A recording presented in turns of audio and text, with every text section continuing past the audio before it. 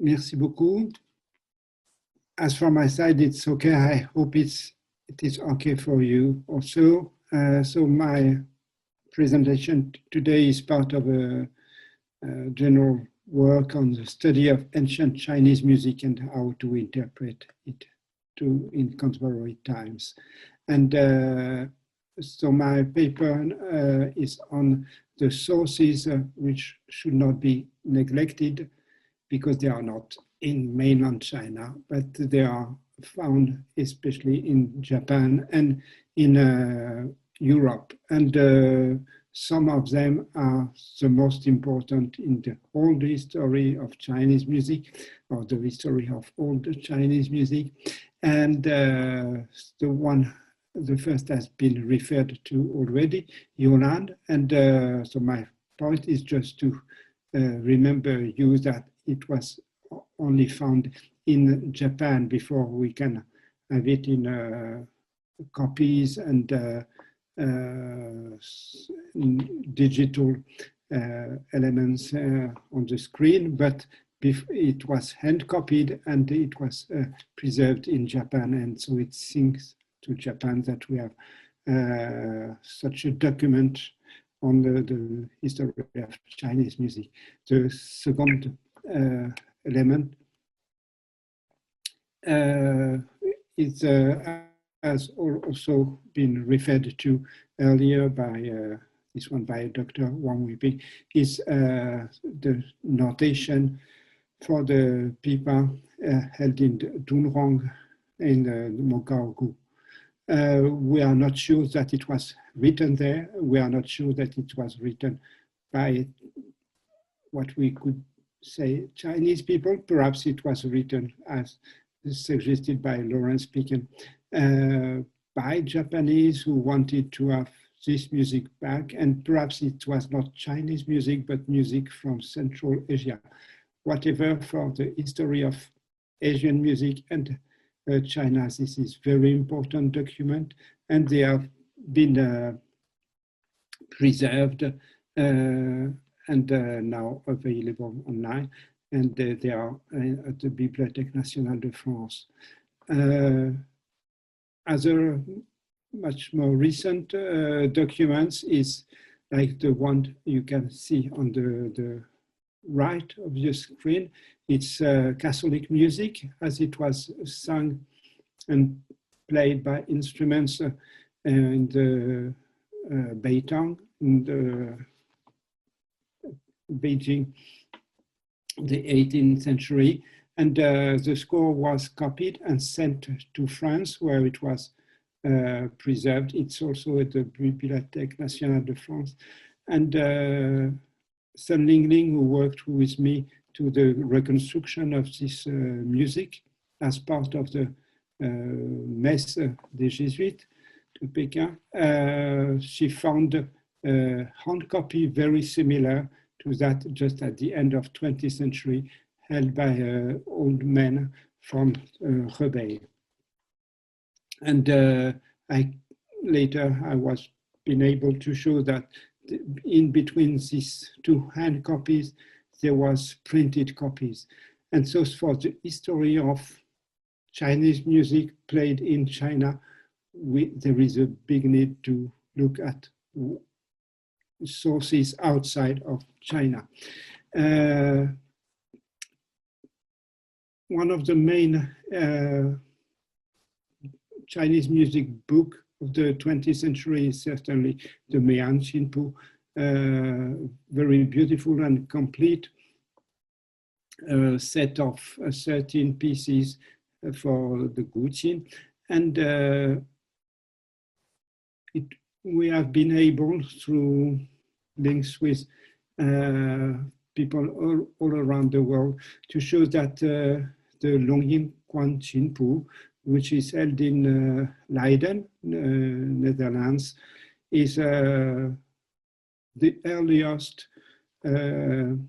proof of this specific tradition, which goes to Zhuchang and then to the Meian Qinpu. And so on the right, you have the 1799 hand and copy. And on the left, another manuscript from the beginning of the 20th century. And it's very similar to what is printed in the 1931 or later edition of the Mian Shinpo. And there are other important remaining Chinese music which have just been recently discovered or that are still to be discovered, of course, in mainland China, but also probably in Manila, Singapore, and certainly in Europe and Japan. And this will be the second part of my presentation.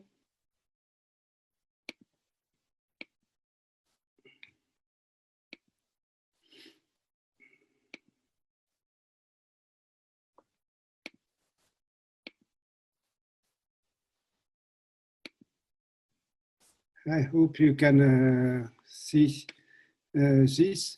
So this is printed from 1808, and it's a piece which is called 10 000 années à l'empereur, 1 yen, and which was printed and now it's available online. And it seems to me that no one has ever heard this piece, has ever studied this piece or played this piece. And so with the help of Wang Weiping and Sophie Bouchot, I was able to try to propose you a demonstration of that piece. I hope it will work. 天子万年。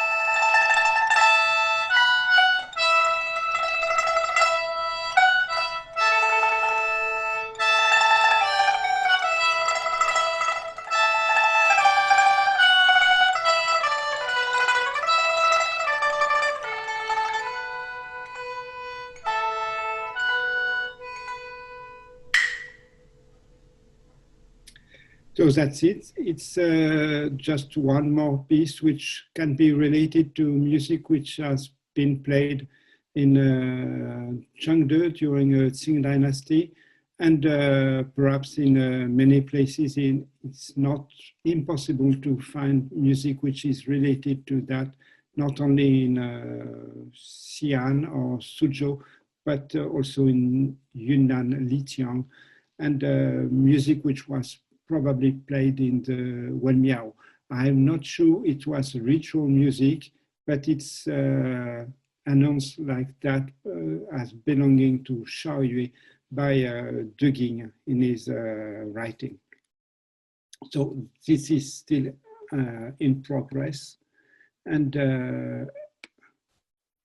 now we come to the last discovery.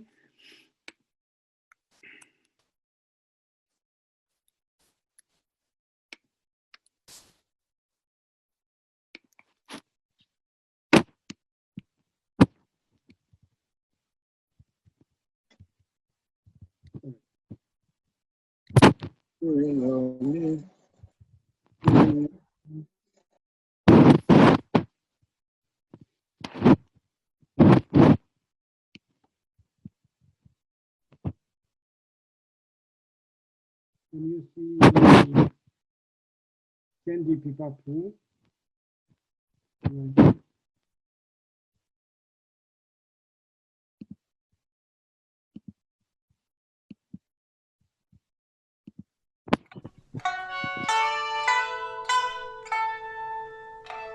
So I hope you can see and hear. So this is a reconstruction from a synoptic presentation of all the scores. So we were able to demonstrate that the oldest today score of Montleroy is nonetheless than the Ijerois that we were able to hear in the reconstruction proposed by Gordon Lee and David Badagliani just a few weeks ago. And that identification has been made by Dr. Wang Weiping when she was just preparing to play this music for us.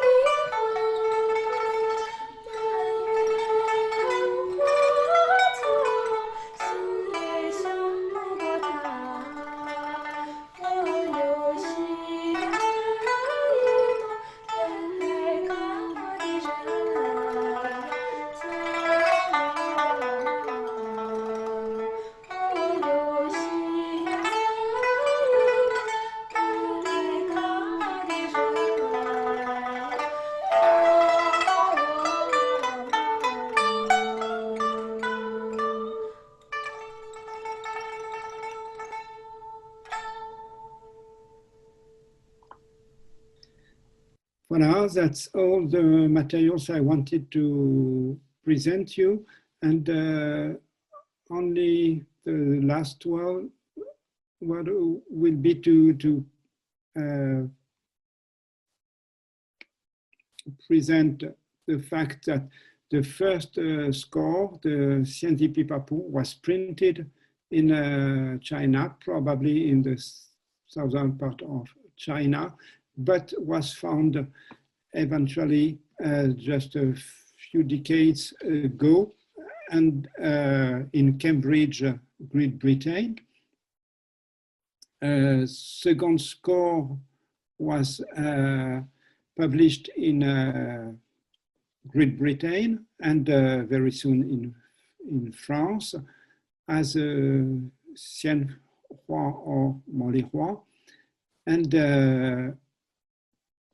then there is a score with Gongchepu and the words printed in China. And not much later, a score which was given by a master from Ningbo to someone in Guangdong, and then it was transmitted to someone in Nagasaki. And Nagasaki is very important for the history of Chinese Ming and Qing dynasty music. And there are many other scores which can be found in Japan of the same, exactly the same music, and probably the tradition of interpretation is, as we have seen the presentation by by Alain, is slightly different. And the main version that we know today was only collected in 1957, and not speaking of other occurrences which happened in the history of Western music, which is not debated today. Thank you very much.